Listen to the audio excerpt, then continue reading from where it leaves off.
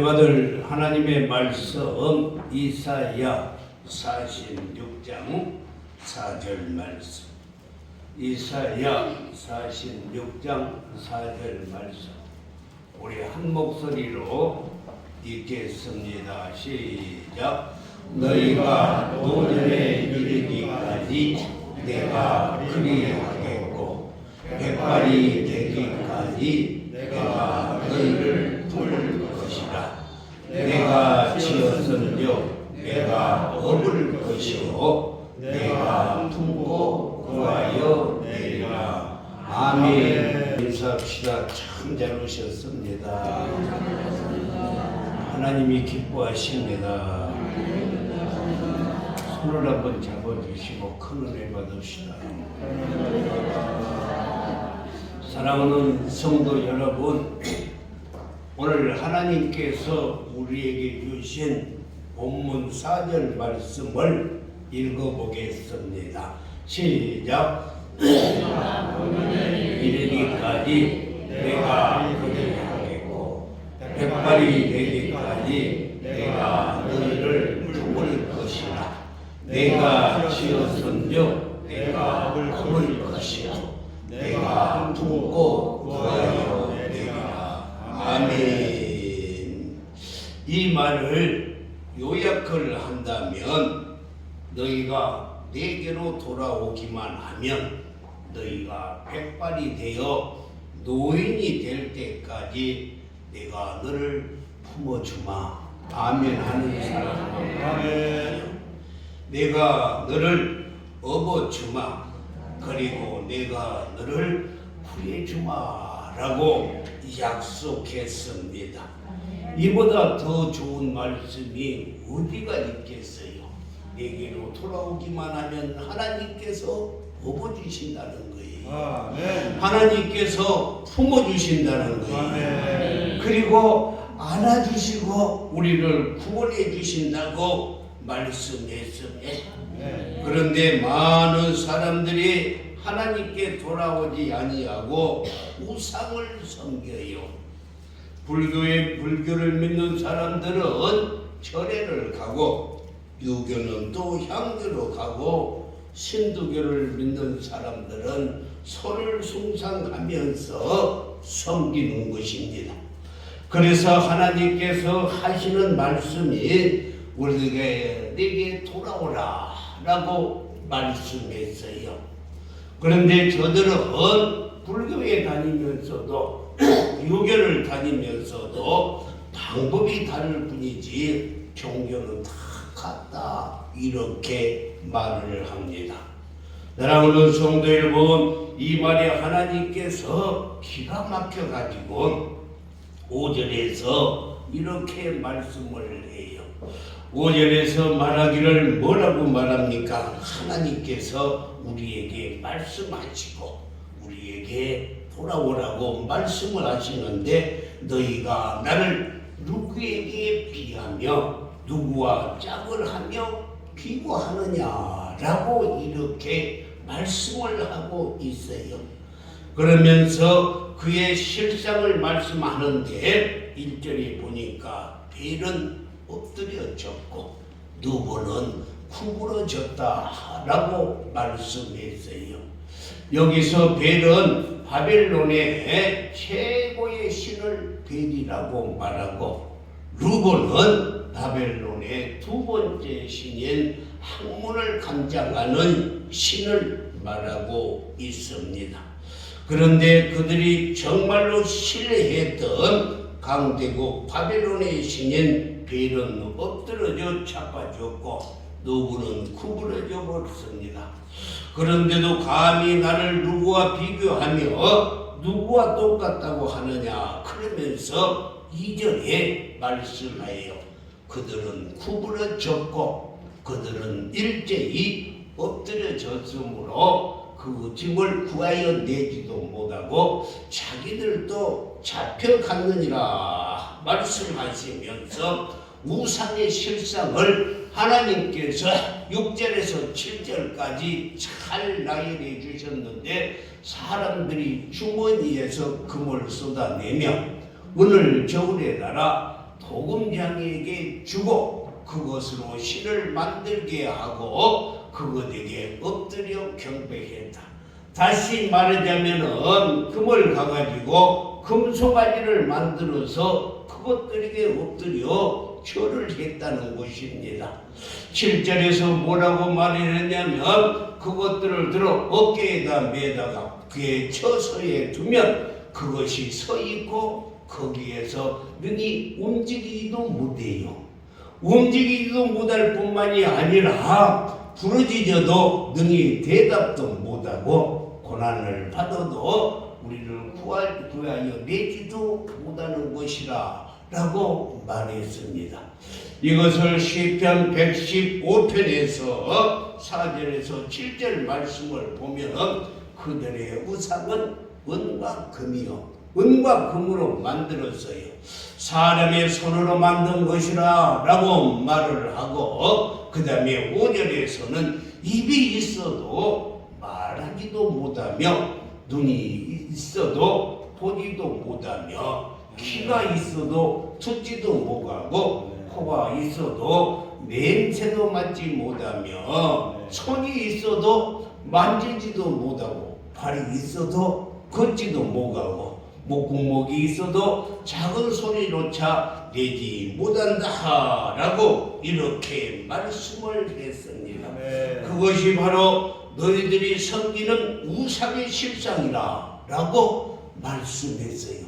그렇다면 우리 하나님은 어떤 하나님이신가? 시편 116편 1절에 보면은 여호와께서는 내 음성과 내 간구를 들으심으로 하나님께서는 내 기도를 들으심으로 내가 그를 사랑한다 라고 말씀했어요. 아멘. 그러면서 주님이 말씀하시기를 그것들을 바라보지 말라.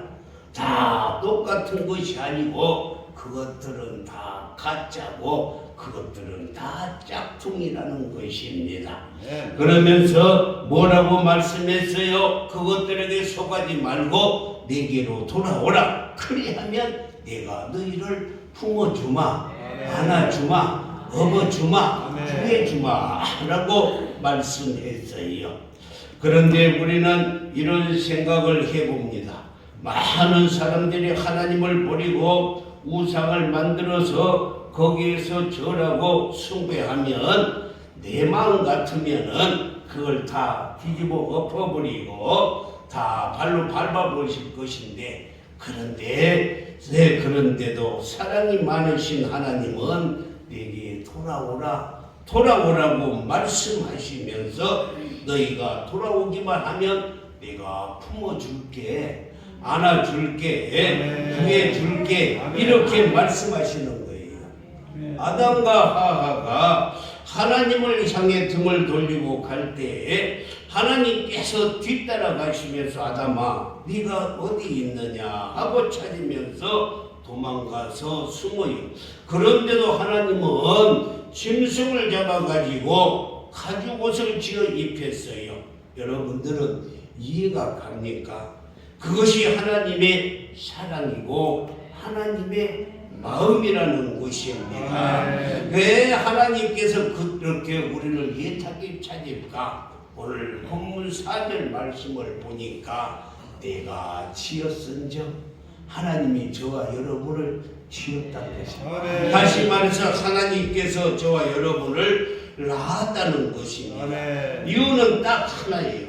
하나님이 저와 여러분을 지으시고 낳으셨기 때문에 사랑하는 딸아, 사랑하는 아들아, 내게로 돌아오라. 그리하면 내가 너를 업어주겠고 너를 품어주겠고 너를 안아주겠고 너를 구해주겠다라고 말씀했어요. 이런 하나님의 마음을 이해하려면 어떻게 이해를 하면 될까라고 생각을 하다가 제가 이렇게 생각을 해봤어요. 5살짜리 아들을 데리고 에버랜드에 가서 놀이기구를 타는데 그냥 아빠가 혼자만 신이 나가지고 이것도 타고 저것도 타고 얘는 어딘지 있는지도 몰라요. 한참 타고 나서 이제 정신을 차리고 보니까 아들이 어디 가버리고 없는 거예요. 그래서 길동아 아무리 찾아도 찾지 못했어요. 그때 아버지가 아이고 집에 가서 하나 또 낳으면 되지 하고 그 아들 버려버리고 올 아버지는 하나도 없습니다. 하나님께서 저와 여러분을 지으시고 저와 여러분을 낳으셨기 때문에 사랑하는 아들아, 사랑하는 내 딸아, 내게 돌아오기만 하면 내가 너를 업어주마, 안아주마, 품어주마 라고 말씀했어요. 사랑하는 성도 여러분, 하나님의 품을 떠난 그 아들 때문에 우리는 참 하나님께서 찾음으로 말미암아 하나님께 돌아와야 될 줄 믿습니다. 사랑하는 성도 여러분, 아들을 버려두고 털 손을 들고 집으로 와서 마음이 편안할 수 있을까? 당신의 품을 떠난 그 아들 때문에 평생에 눈물이 마르지 아니하고 잠을 잘 수 없고 먹는 것이 아닐 것입니다. 그뿐만이 아니라 산다고 사는 것이 사는 것도 아닐 거예요. 그래서 직장을 그만두고 있는 돈 다 투자해서 전단지를 만들어 아들 얼굴 새겨서 팔도강산을 다 찾으러 나가는 거예요. 10년을, 20년을, 30년을 눈이 와도 비가 와도 바람이 불어도 누가 부른 노래 같아요. 그렇게 눈물로 찾은 게 이것이 바로 부모님의 마음이고 우리 하나님 아버지의 마음인 줄 믿습니다. 사랑하는 성도 여러분, 하나님의 품에 있는 자를 그리스도인이라 라고 말합니다. 그리고 하나님의 품 밖에 있는 자녀들을 탕자라 라고 말해요. 내가 너를 낳았은즉 품어줄 것이요, 업어줄 것이요, 안아줄 것이요, 구원해줄 것이라. 그래서 오늘 설교 제목이 내게로 돌아오라는 것입니다. 사랑하는 성도 여러분, 회개가 무엇입니까? 회개라고 하는 것은 메타노니아, 다시 말해서 세상 길로 나가다가 이 하나님께로 돌아오는 것이 회개인 것입니다. 그러므로 우리는요, 하나님께 돌아와야만 해야 돼. 로마서 3장 23절에서 모든 사람이 죄를 범하였음에 하나님의 영광에 이르지 못하더니 라고 말씀했어요. 모든 사람이 죄를 범했어요. 그런데 많은 사람들이 이렇게 말합니다. 나는 남에게 도둑질하는 거 없어.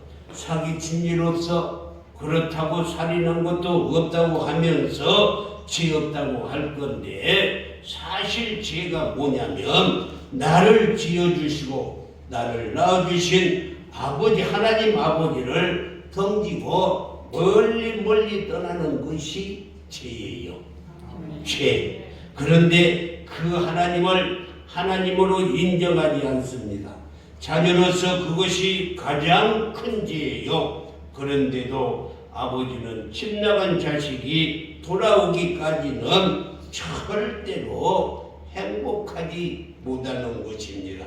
그것이 성경에 계시던 하나님의 마음이고 하나님의 사랑인 거예요. 할렐루야. 그래서 잃어버린 양 한 마리라도 돌아오면 기뻐하고 즐거워했던 것입니다. 사람이 죄를 지을 때 두 가지의 현상이 나타나는데 죄책감이 있어요.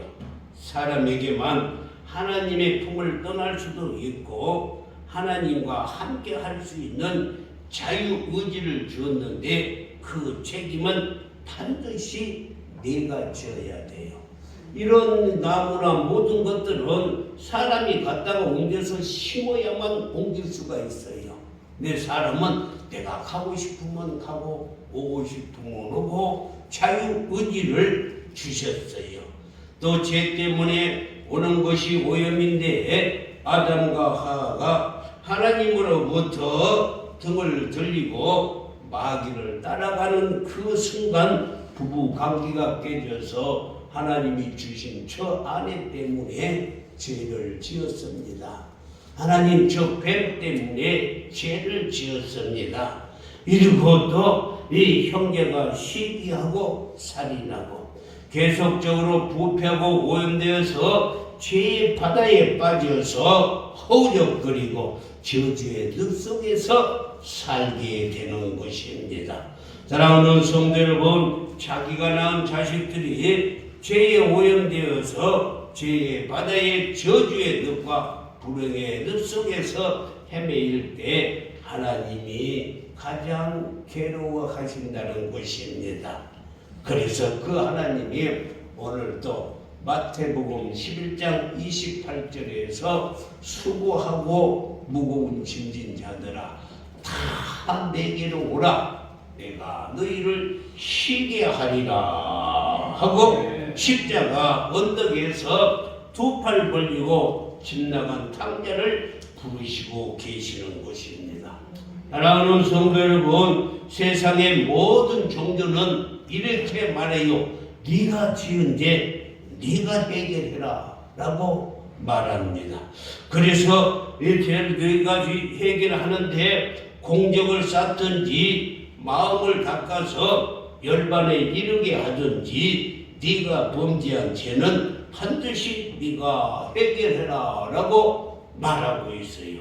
그런데 우리 주님은 네가 지은 죄, 네 지은 죄, 과거의 모든 죄, 현재의 죄, 앞으로 미래의 모든 죄, 십자가 위에서 다 내가 이루어 놓았다. 오직 너희가 할 일은 내게로 돌아오기만 하면 내가 너를 품어준다는 거야. 내가 너를 업어준다는 거야. 내가 너를 안아주고 주신다는 것입니다. 이것이 바로 기독교인 것입니다. 사랑하는 성도 여러분, 하나님은 언제 우리를 품어주셨습니까? 누가복음 15장 19절에서 20절 말씀을 보면 지금부터는 아버지의 아들이라 일컬음을 감당하지 못하겠나이다. 나를 품꾼의 하나로 보소서 하리라 하고 20절에 이에 일어나서 아버지께로 돌아가니라. 아직도 거리가 먼데 아버지가 그를 보고 치근히 여겨 달려가 목을 안고 입을 맞추니 하고 말씀했어요. 이 말은 허랑방탕한 아들이 재산을 다 갖다가 다 소비해 버리고 이 돼지 기우는 지엄 열매를 먹고 살다가 이제 깨우치고 아버지 집으로 돌아가는 거예요. 아버지 나를 아들이라 하지 말고 품꾼으로 여기소요. 그런데 아들이 오는데 먼저 아버지가 보고 그진이 여기 달려가서 목을 안고 입을 맞췄다. 그러니까 아버지는 언제나 내 아들이 온가, 언제나 돌아온가 항상 앞을 내다보고 있어요. 하나님 아버지가 그렇습니다. 언제나 내 딸이 교회에 나올라나, 언제나 오겠는가 이렇게 보고 계신다는 것입니다. 이것이 하나님의 아버지의 사랑이에요. 사랑하는 성도 여러분, 하나님께 돌아올 때 하나님이 품어주셔요. 할렐루야. 하나님이 안아주셔요. 하나님이 업어주셔요. 믿으시면 아멘. 실제 있었던 시가입니다. 시골에서 농사를 짓던 분이 어느 날 11살 먹은 아들이 눈썹이 빠지는 거예요. 그리고 그때는요, 불을 떼서 밥을 하는데 불 떼는데 옆에만 앉아 있어도 금방 화상을 입어서 살이 곪아가지고 고름이 나오는 거예요. 그래서 병원에 가서 진찰을 해보니 문둥병, 나병, 한센병에 걸리는 거예요. 그게 발견되는 순간 아들의 동네 친구들이 다 멀리하고 형이나 누나나 동생도 멀리한 거예요. 그것을 본 아버지의 마음이 너무너무 가슴이 미어지는 거예요. 그런데 어느 날 이런 소리를 들었어요. 저 소록도라는 곳에 가면 다 이런 사람들이 모여서 사는 곳이 있다고 해서 내 아들도 이곳으로 보내야 되겠다 생각을 했어요. 그런데 그 당시에는 문둥병 환자는 함께 차를 타고 갈 수가 없어요. 그래서 걸어서 소록도를 향하여서 갑니다. 녹동 선착장에서 소록도에 가는 나룻배를 타야 갈 수가 있는데, 그런데 배를 타는 사람들을 보니까 어떤 사람은 손가락이 다 문드러져 가지고 손가락이 하나도 없는 거예요.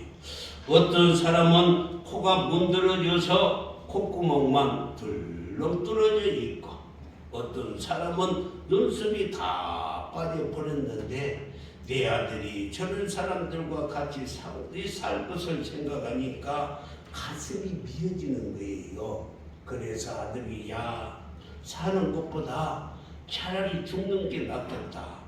그러니까 너랑 나랑 오늘 물에 빠져 죽어버리자 하고 선창장 맨 끝에 가서 아들아 우리 죽어버리자 하고 바닷속에 들어갔는데, 그 아들이 하는 말이 아버지 문둥병은 내가 걸렸는데 아버지가 왜 죽어야 합니까? 아버지는요 키워야 될 형도 있고 누나도 있고 동생도 있는데 아버지가 죽으면 우리 형제들은 어떻게 되겠어요? 아버지는 살아야 돼요 하면서 자기만 물속으로 팍 들어가는 거예요. 그러면 아버지가 같이 죽자고 들어가서 하면은 아들은 안 된다 하고 서로 밀치는 것을 동네 사람들이 보고 뛰어 들어가서 살려낸 거예요. 아버지가 아들을 소록도 가는 배에 태워서 보이면서 하염없이 울고 뒤를 돌아서 오는데 집에까지 올 때까지 눈물을 흘리고 왔대요. 그 남은 자식들을 먹여 살리려고 농사 지었고 학교를 보내고 장가를 보내니라고 벌써 40년 생활이 흘렀어요. 하루는 큰아들이 아버지 나 이제 전세방을 얻어야 되겠어요. 그래서 눈 몇 마디기 팔아서 전세방을 얻어줬어요. 그러니까 둘째 아들이 아버지 나도 전세방 얻어주세요. 그래서 밭대기 좀 있는 거 밭대기 팔아 줘버리고 아무것도 없어요. 그런데 셋째 아들이 아버지 나도 방을 얻어줘야 돼요. 그래서 얻어줄 돈이 없잖아요. 그래서 얻어줄 것이라고는 그 밭대기 조그마하고 텃밭하고 집 한 채 있는데 그 집을 팔을 수가 없어서 너는 줄 것이 없다. 어쩌면 좋겠냐. 그러니까 아버지 걱정하지 마세요. 집 팔아 가지고 서울 가서 함께 살면 되잖아요. 그래 가지고 그 집을 팔아서 아들을 주고 큰아들 집에 갔는데 큰아들 눈치가 좋지 아니하고 며느리 눈치가 좋지 않는 거예요. 그래서 아버지가 이들이 내가 좋지 않는구나, 집에 있는 것이 달갑지 않는구나 싶어서 둘째 아들 집으로 갔는데 둘째 아들이 아버지 큰아들 집에서 살지 왜 우리 집에서 살려고 오셨어요? 그 말을 듣고는 어떻게 해야 할지 몰랐는데 그때 옛날에 소록도로 때 보내던 아들 생각이 나서 40년 전에 보낸 아들이 생각이 나서 아들이라 한번 찾아봐야 되겠다 하고 그리고 나서 아들을 보려고 소록도로 찾아가가지고 명단을 찾아봤더니만 11살짜리 아들이 51살이 되어가지고 건강하니 잘 살고 있더라는 거예요. 그래서 아버지가 아들아 미안하다. 그러니까 아들이 아버지 하나님께서 내 기도를 들어주셨나 봐요. 내가 아버지가 너무 보고 싶어 가지고 우리 아버지 한 번만 보게 해달라고 기도를 했는데 하나님이 내 기도를 들어주시고 아버지를 보내주셨네요. 그러는 거예요.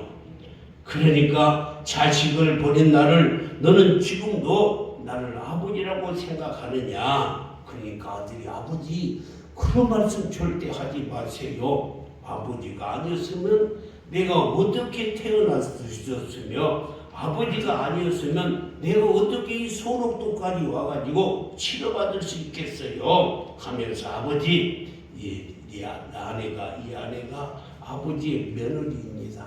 그리고 아들 딸이 아버지 손자 손녀입니다 하고 이렇게 말하면서 아버지 처음에는요 아버지 어머니가 보고 싶어서 울고 그리고 형제들이 보고 싶어서 울고 어떻게 시험이나 치러서 건너갈까 망설이다가 그러다가 예수님을 만났어요. 예수님. 그런데 시편 27편 10절에 보니 네 부모는 나를 버렸으나 여호와는 나를 영접하시리이다.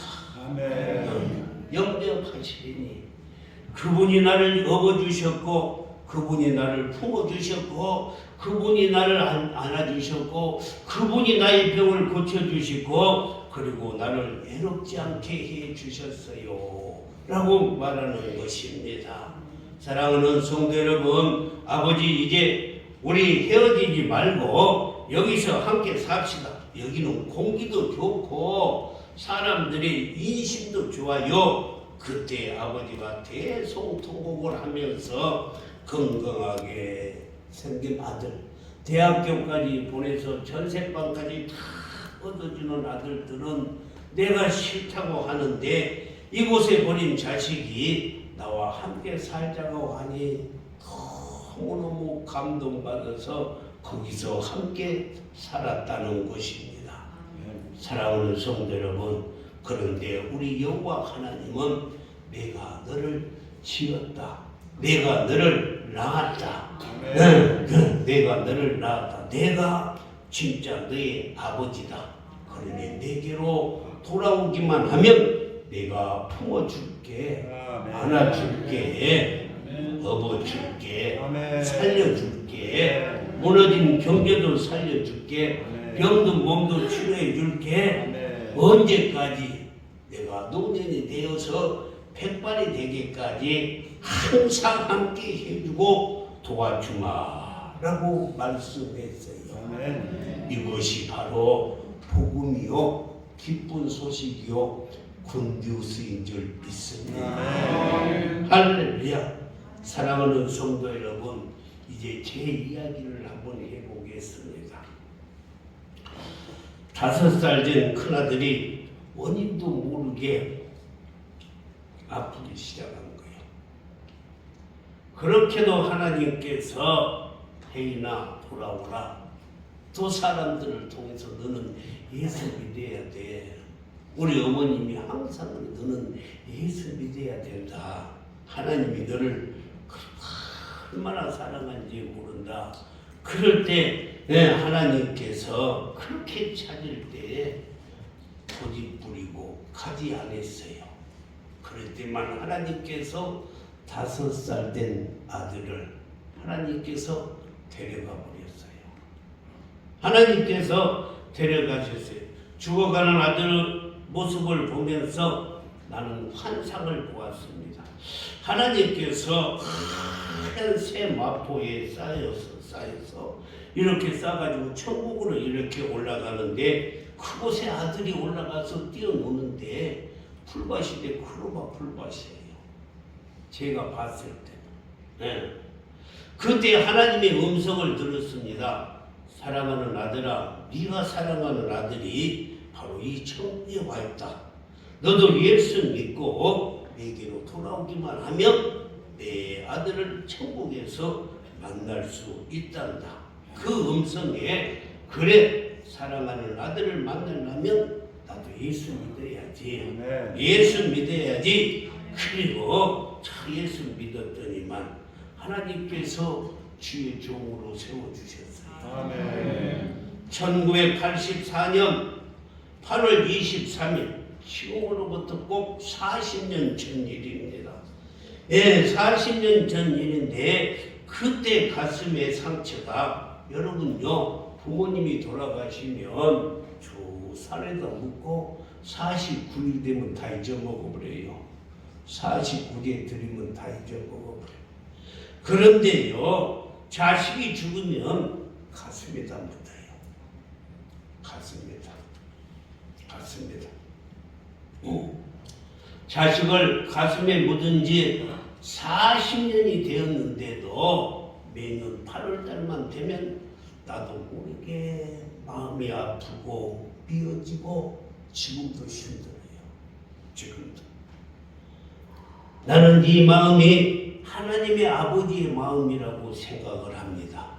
하나님 역시 하나밖에 없는 내 아들 예수님을 십자가에 죽이시고 온 인류의 죄를 사하시고 이제 수고하고 무거운 짐진 자들아 내게로 오라. 그러면 내가 품어주마, 내가 업어주마, 아멘. 안아주마, 아멘. 구원해 줄게. 아멘. 구원해 줄게. 그리고 오늘도 기다리고 계십니다. 사랑하는 성도 여러분, 오늘 설교를 준비하면서 내가 지난 과거를 이렇게 회상해 보았어요. 지난 과거 생활이 파노라마처럼 환상 중에 쫙 펼쳐지는데 끝없는 사막의 모래밭에서 발자국이 2개가 나란히 있었어요. 한참을 가다 보니까 발자국이 하나밖에 없는 거예요. 그래서 무슨 일이지 하고 또 걸어가는데 발자국 2발자국이 계속 가다가 한참 가다 보니 또 발자국이 하나밖에 없는 거예요. 그래서 또 걸어가는데 발자국 2개가 보여서 함께 걸어가는데 한참 가다 보니 발자국이 또 하나밖에 없는 것입니다. 그래서 제가 예수님께 물어봤어요. 예수님, 어떻게 세상 끝날까지 나와 함께 해주신다고 약속해 놓고 왜 이때는 발자국이 하나밖에 없습니까? 그때 예수님은 도대체 어디 가셨습니까? 하고 물었더니만 예수님이 저에게 말씀하셨어요. 사랑하는 아들아, 나는 한 번도 너를 떠나간 일이 없다. 너와 한 번도 너를 떠난 일이 없다. 처음에 둘이 나란히 걸어간 발자국이 바로 하나는 나의 발자국이고 또 하나는 너의 발자국이다. 그런데 첫 번째 발자국이 하나밖에 없을 때는 네가 내 아들이 아파가지고 병들어서 고통스럽고 그냥 병가루 하면서 얼마나 지쳐 있었을 때 내가 너를 안고 갔다 한다. 그러니까 그 발자국은 내 발자국이야. 이렇게 말씀해 주셨어요. 또 한참을 가다가 보니까 발자국이 하나밖에 없는 거예요. 그래서 또 물어봤어요. 하나님, 왜 발자국이 위로 하나밖에 없습니까? 그랬더니만 하나님께서 이렇게 말씀해요. 그때는 네가 교회를 개척했지 않느냐. 그 IMF 때 개척을 해가지고 네가 너무 힘들어서 지쳐서 주저앉아 있을 때 내가 너를 업고 갔단다. 그래서 그 발자국은 내 발자국이고 하나밖에 없는 것이다 라고 예수님이 말씀해 주셨어요. 그러면서 내 안에 거하라, 나도 너희 안에 거하리라. 내게로 돌아오라. 그러면 업어주마, 내가 품어주마, 안아주마. 그러면서 주님이 말씀을 하셨던 것입니다. 오늘날 많은 사람들이 예수를 믿으면 구속을 당한 것으로 생각을 해요. 주일날 놀러도 가지 못하고 또 그뿐만 아니라 술도 끊어야 되고 이게 담배도 끊어야 되는데 너무너무 힘들고 그리고 제사도 못 드리고 그런데 기억하세요.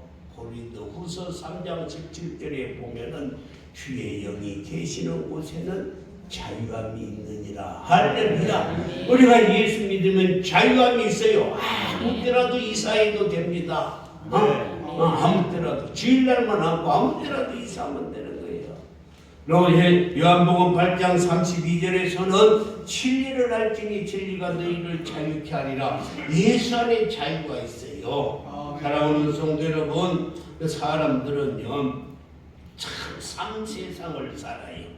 엄마 뱃속에서 10달을 살고 이 세상에 태어나서 100세 시대에 100년을 살고 그리고 100년을 살다 죽으면 영원한 천국에 들어갑니다.